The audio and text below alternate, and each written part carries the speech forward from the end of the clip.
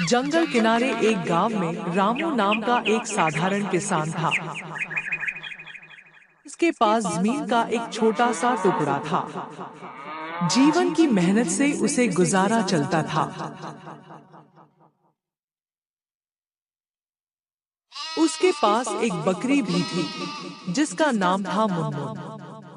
मुनमुन सिर्फ बकरी नहीं थी, बल्कि रामू का एक वफादार साथी थी। वह समझदार थी और अक्सर अपने मालिक को मुसीबत से निकालने में मदद करती थी।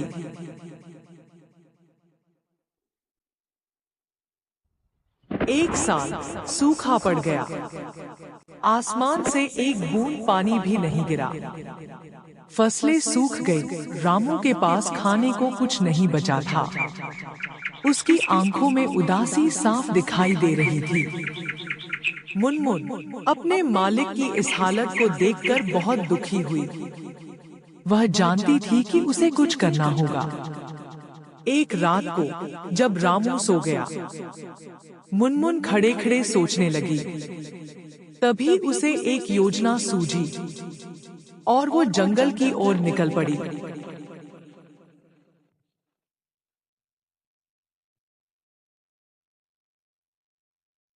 जंगल अजीबोगरीब जानवरों से भरा हुआ था।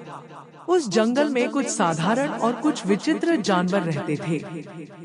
उसी जंगल में एक बुढ़ा भेड़िया भी रहता था जो हमेशा किसी न किसी जानवर के तलाश में रहता था। पर अब वो शिकार नहीं कर पाता था। रोज की तरह आज भी भेड़िया शिकार पर निकलता है।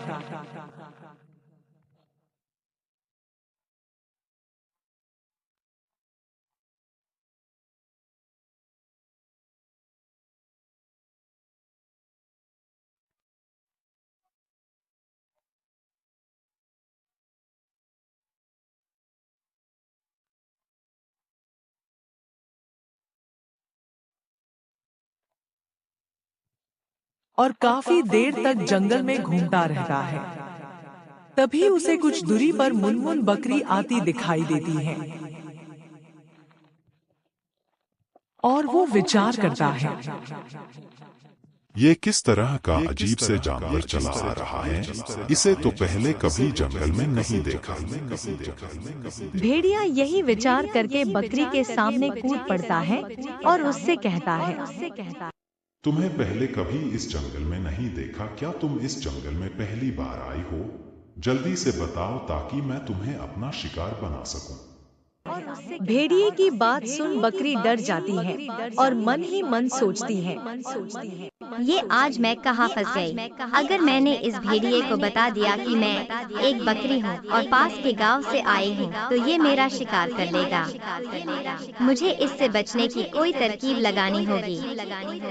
मुनमुन कुछ देर सोचने के बाद भेड़िए से कहती है, रुकिए रुकिए भेड़िए बाबा, आप मेरा शिकार मत करो, नहीं तो आप मुझे खाने के बाद मर जाओगे। मैं एक जहरीली बकरी हूँ और मेरा स्वाद भी कड़वा है। मैं बहुत सालों से इस जंगल में एक गुफा में रहती हूँ और कभी कभी बाहर निकलती हूँ। बकरी की बात पर भेड़िया कहता है, तुम मुझे बेवकूफ नहीं बना सकती। जंगल में केवल सांप ही जहरीला होता है, बाकी कोई नहीं। अब मेरा खाना बनने के लिए तैयार हो जाओ। बकरी फिर से कहती है, रुकिए भेड़िए बाबा, मेरा विश्वास करो, नहीं तो आपको मेरा शिकार करने के बाद अपनी जान गंवानी पड़ेगी। अगर ऐसा नहीं होता तो जंगल के राजा मेरा कभी का शिकार कर लिए होते, क्योंकि मैं उनकी गुफा के पास ही रहती हूँ। आप चाहो तो चलकर उनसे पूछ सकते हो। बकरी की बात इस बार सुन भेड़िया मुनमुन की बात मान जाता है और उसे वहाँ से जाने देता है। बकरी अपनी चालाकी से अपनी जान बचा लेती है और जंगल में आगे की ओर जाती है। काफी दूर जाने के बाद मुनमुन देखती है कि एक सुनहरी मुर्गी कुछ दूरी पर एक झाड़ी में फंस गई है और मदद के लिए किसी की तलाश में खड़ी है। मुनमुन चालाक के साथ काफी दयालु भी थी और उसे मुर्गी की इस हालत हालत पर दया आ जाती है और मुनमुन अपनी सींगों से उस झाड़ को मुर्गी के ऊपर से हटा देती है। अपने ऊपर से झाड़ को हटा देख मुर्गी को राहत मिलती है और वो बकरी से कहती है, तुम्हारा बहुत बहुत धन्यवाद बहन, जो मुझे इस झाड़ से निकाल लिया। पर मैंने कभी तुम्हें इस जंगल में नहीं देखा और तुम काफी परेशान भी लग रही हो। मुझे बताओ क्या बात है और क्या मैं तुम्हारी कोई मदद कर सकती हूँ? हाँ मुर्गी बहन, मैं इस जंगल में अपने मालिक की वजह से यहाँ आई हूँ। मैं जहाँ रहती हूँ उस गांव में इस बार सूखा पड़ गया है और सभी लोग परेशान हो गए हैं। मेरे भी मालिक की सब फसल खराब हो गई है, जिसकी वजह से वे काफी दुखी हैं और मैं यहाँ इस जंगल में अपने मालिक की परेशानी दूर करने का उपाय ढूंढने आई हूँ। मैंने सुना है ये जंगल तरह तरह के पशु पक्षियों से भरा है। हाँ बहन, तुमने एकदम सही सुना है। यहाँ हर तरह के पशु और पक्षी हैं। मैं भी उनमें से एक हूँ। तुम घबराओ नहीं, मैं तुम्हारी मदद करती हूँ। मैं एक सोने के अंडे देने वाली मुर्गी हूँ। तुम मेरे अंडे में से एक अंडा ले जाकर अपने मालिक को दे दो, जिसे वो बेचकर अपने नुकसान की भरपाई कर लगे। मुर्गी की बात सुन मुनमुन पास ही रखे अंडों में से एक अंडा ले लेती है और अपने गांव में अपने मालिक के पास आ जाती है।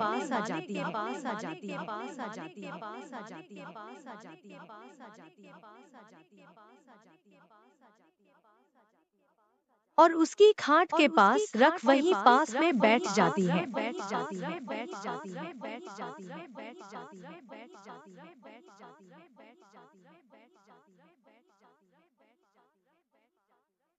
अगली सुबह मुनमुन रामू को जगाने लगी। रामू ने आंखें मलते हुए पूछा, क्या हुआ मुनमुन, इतनी जल्दी क्यों जगाए?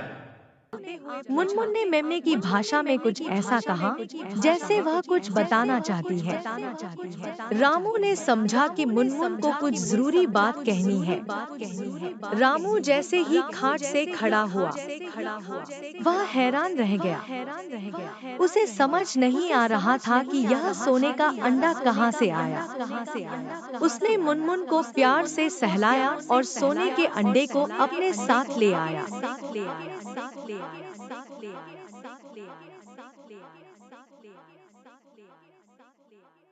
उसने सोने के अंडे को बेच दिया और खूब सारा अनाज खरीदा। अब उसके पास खाने के लिए भरपूर था। गांव वाले हैरान थे कि रामू के पास अचानक इतना धन कहां से आ गया। कुछ लोग ईर्ष्यालु भी थे। उन्होंने रामू पर कई तरह के आरोप लगाए, लेकिन रामू चुप रहा। वह जानता था कि सच्चाई क्या है और उसे मुनमुन पर पूरा भरोसा था।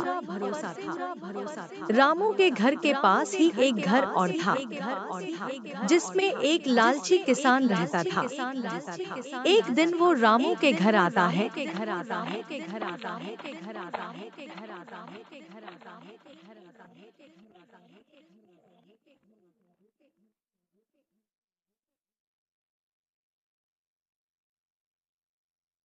और रामू से अमीर बनने का राज पूछता है।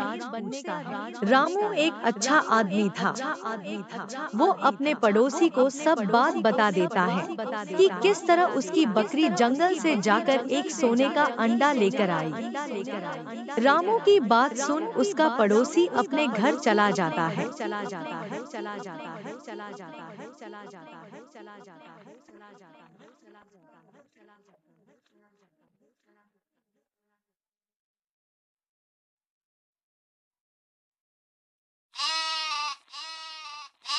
जहां वो अपनी पत्नी को रामू के अमीर बनने की बात बता देता है। किसान और उसकी पत्नी दोनों बहुत लालची थे। कुछ दिनों बाद फिर से सूखा पड़ने लगा। इस बार रामू पहले से तैयार था। उसने अपने खेत में कुएं खुदवाए और पानी की व्यवस्था की। और इस तरफ लालची किसान दंपति भी रामू के जैसे अमीर बनने के लिए अपनी बकरी को जानबूझकर जंगल में छोड़ आते हैं। और अपने घर चले आते हैं। बेचारी बकरी जंगल में चली जाती है और भेड़िए का शिकार बन जाती है। इस लालची किसान अपनी बकरी को भी खो देता है और उसे लालच का फल मिल जाता है। इस कहानी से हमें सीख मिलती है कि कभी भी हार नहीं माननी चाहिए। मुश्किल समय में भी उम्मीद और दृढ़ता से कामयाबी हासिल की जा सकती है। और कभी-कभी हमारे सबसे छोटे दोस्त भी हमारे सबसे बड़े सहयोगी बन सकते हैं।